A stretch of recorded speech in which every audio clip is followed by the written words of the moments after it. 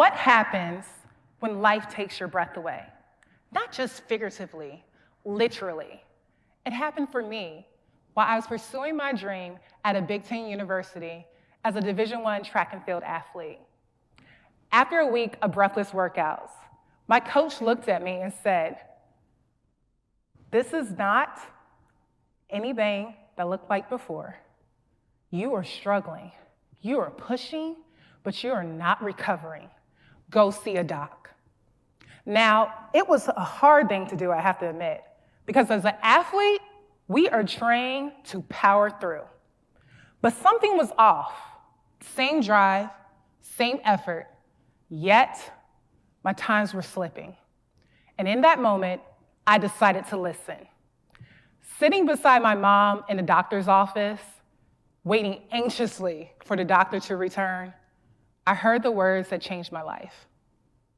"You have 50% lung capacity." Now, I don't know about you, but unless we're talking about 50% off of gas or eggs, and especially in this economy, 50% lung capacity isn't the best thing possible.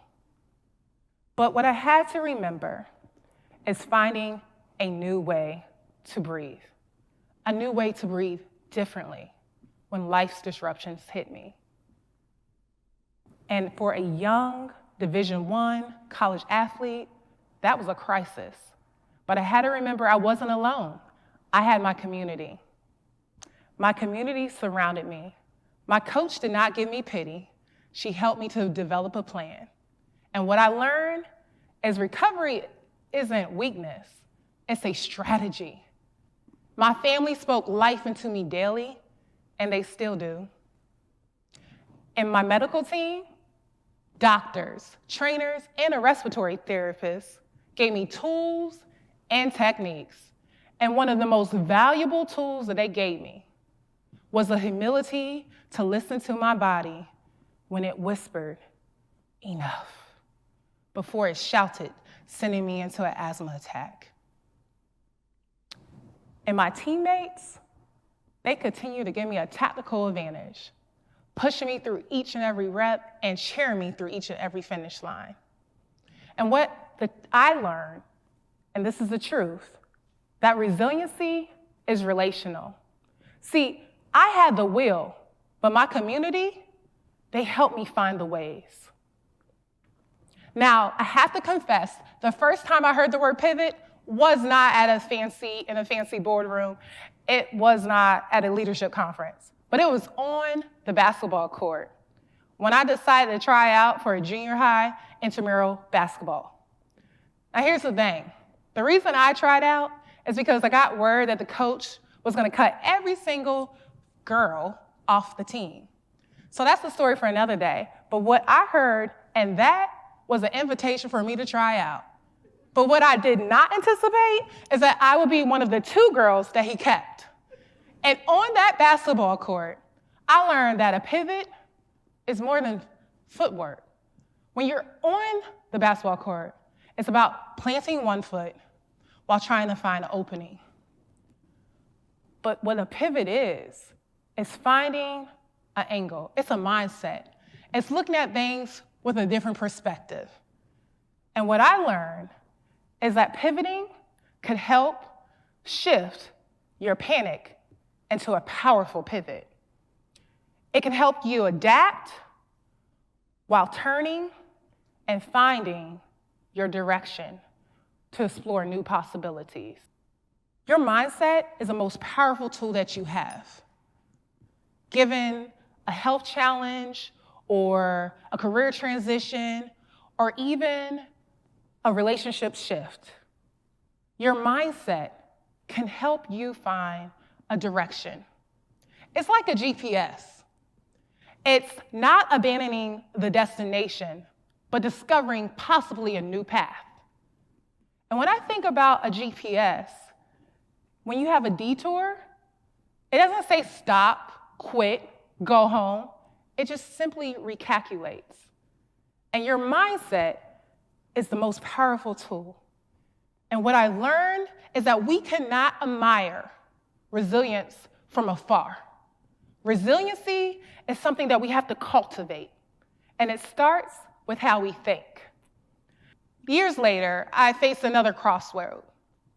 I was standing between a lucrative corporate career in pharmaceuticals or following my passion, education, and service. And I decided to follow my purpose. And what I learned over the years is that seeing disruption and reframing it to discover something yet to be born, by just changing our lens, can help us to change our perspective. Changing your mindset is cognitive flexibility. My brother once said to me, "This is not a setback, this is a setup." And he said those words to me when facing a pivot of his own. And what I saw my brother do is he transformed his fear into faith. And while he was speaking life into him, he started to speak life into me. See, in my family, we don't just pass the salt at the dinner table, we pass affirmations.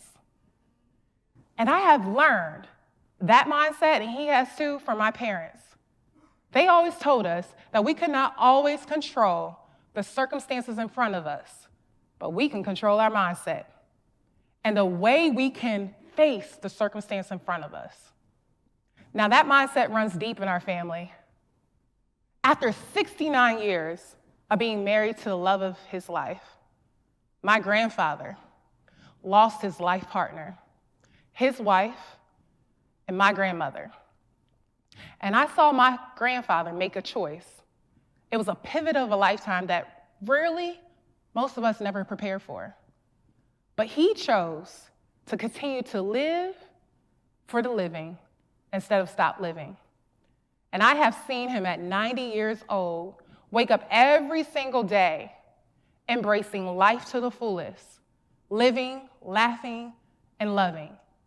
And what my grandfather showed me with his pivot is that resiliency does not retire. Now, we live in an age of disruption. Technology shifts, global crisis, personal upheavals. And the question isn't, will change come? It's what will you do when it does? And how will you respond? And what I have decided to do is focus on 3 principles. One is courage, the second one is clarity, and the last one is faith.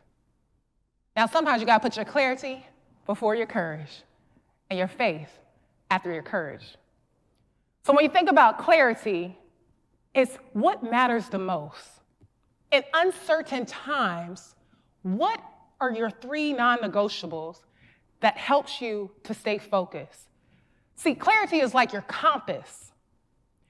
What 1% small step could you make today, but big enough to change the trajectory with your situation? Courage is being able to remain steady even when despair and discomfort is all around you, but being able to move forward towards the light in your situation. And that's clarity. But courage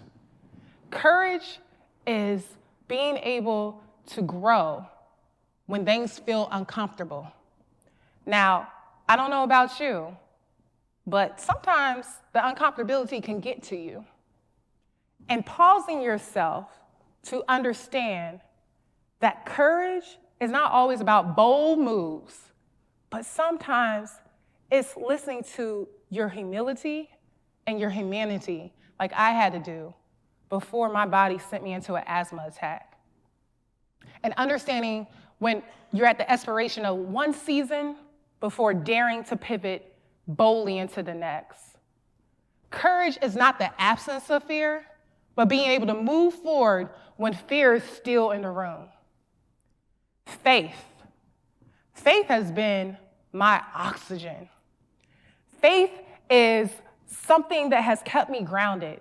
Even when the metrics did not add up, I knew that I could vision my better self on the other side of the situation.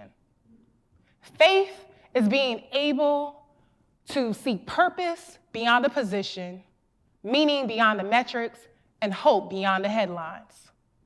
Faith is what keeps you grounded to see a better version of yourself in the future beyond the moment that's taking your breath away. And listen, if faith is in your language, call it grounded hope.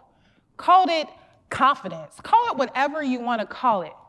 But for me, faith has been what anchors me when the oxygen is sucked out of me because of the despair or the disappointment that I'm facing. So, why is it important to breathe other than to live? I'm so glad that you asked. Breathing is like a remote control. We all have it. And when you have the really quick and shallow breathing, that sends your body into stress.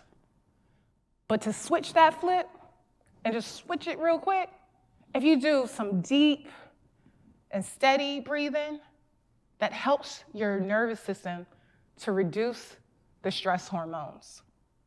And that speaks to your vagus nerve. So if you do the 4-4-6, it's a pattern. I'm gonna help you out.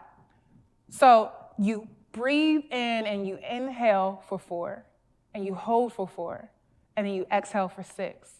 And here's the trick. The longer that you exhale, it tells your body that you are safe. Breathing can help your body get to a place of not fighting against whatever the circumstance looks like in front of you. So breathing is important. So the next time that you're faced with a situation, don't panic, pivot, and ask yourself, what is this moment trying to teach me? And then breathe, pivot, purpose. Because the most powerful move you can make when life takes your breath away is to find a new way to breathe. The pivot isn't just a change in direction. It's a declaration that you will rise, adapt, and thrive. So the next time that life disrupts your plans, don't see it as the end. See it as the beginning of something extraordinary yet to be born. And when life takes your breath away, remember this: you already have the lungs, the heart, and the courage to breathe differently. Organizations that pivoted during crisis recovered 30% faster, according to the study by the BCG Henderson Institute on business resilience during COVID-19. And your future self is cheering you on to breathe, pivot with purpose. So the next time that life sends a disruption your way, the question isn't, can you pivot? It's, will you choose to pivot? Choose clarity, choose courage, and choose faith. See each challenge as a classroom and every doorway of a possibility of the unknown. And when you do, disruption, you won't only survive it, but you'll be transformed by it. Thank you.